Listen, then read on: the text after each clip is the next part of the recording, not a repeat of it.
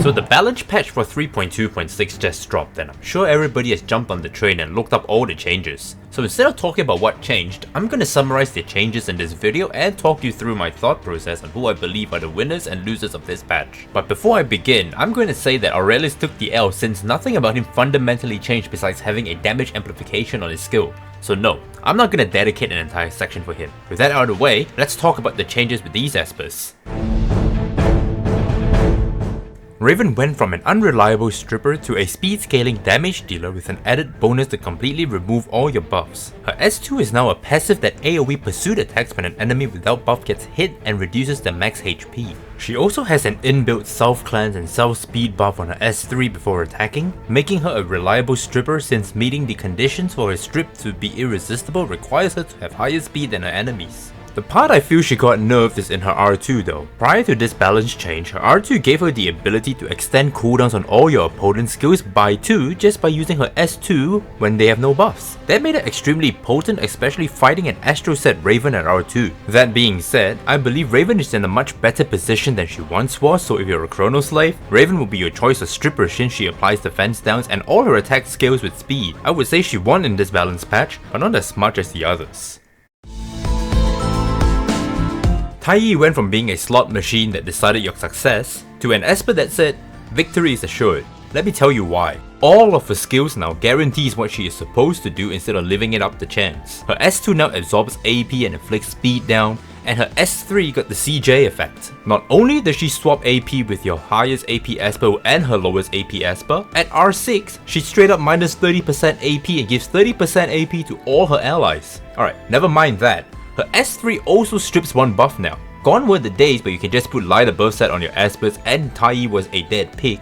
She'll just remove it, swap AP, give AP to a team, and all of a sudden your speed tuning is all kinds of fucked up. Don't forget, she's also a speed leader, so she's about to test your speed or test your tankiness. And just for that, Tiye took home the W for all cleavers.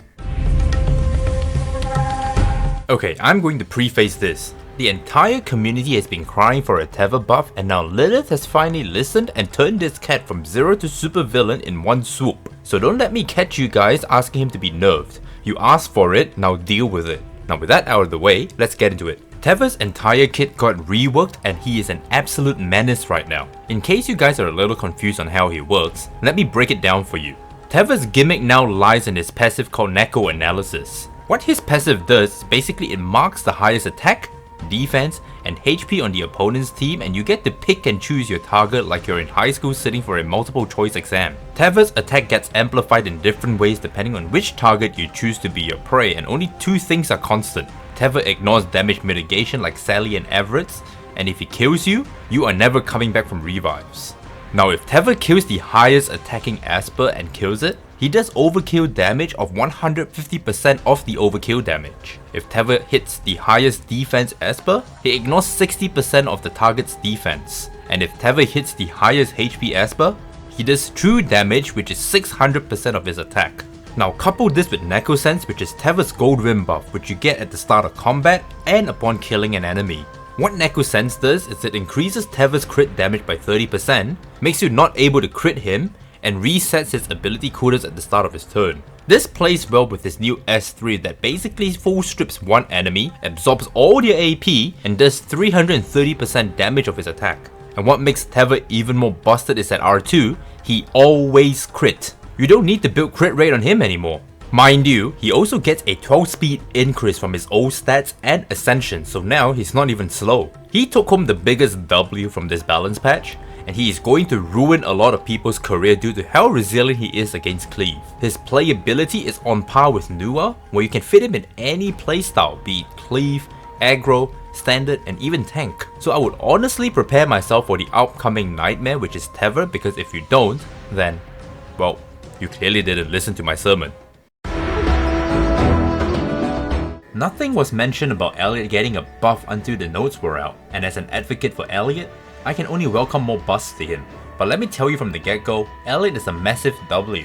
Elliot is known as the Esper that literally turns one Esper into an S1 bot. Back in the Abigail meta in Season 2 RTA, Bravo and I were the only two people who used Elliot to completely neuter Abigail's and JJ's. But now, his S3 not only hits one enemy but two, fully strips their buff, fully extends their cooldown to the maximum number of turns, and what's even more exciting is how he taunts you for 2 turns on his S3 now. At R6, his S3 cannot miss and cannot be resisted. So if you think that Elliot was a pass, think again. He will single-handedly shift the meta just by existing. The sisters have now become a reviver very suitable for the tank playstyle. Her role in that playstyle is to compensate for a tank team's lack of speed by helping them cheat speed through AP manipulation and speed buffs. Not to mention the defense up, which can also be synonym for an attack up when defense scaling Espers are brought into the team. Her R6 turns her into a team cleanser, and she buys your dead Esper a second life, which typically means that you have to go through the hassle of re-killing a tanky Esper. I think it's safe to say that her viability has gone up tremendously, and thus, I will give her the W on this patch. But besides that, further testing is required in order to see if she rips the benefit of this buff. I don't think there's much to say about Bonnie, right? They completely missed the mark on her. Bonnie's issue was that her S3 did not strip first before extending cooldowns. This was what she needed to change for her in order to become viable, but instead, they decided to add more cooldown up extensions on her S2. L, L and L. I'm sorry Bonnie fans, try again in 6 months.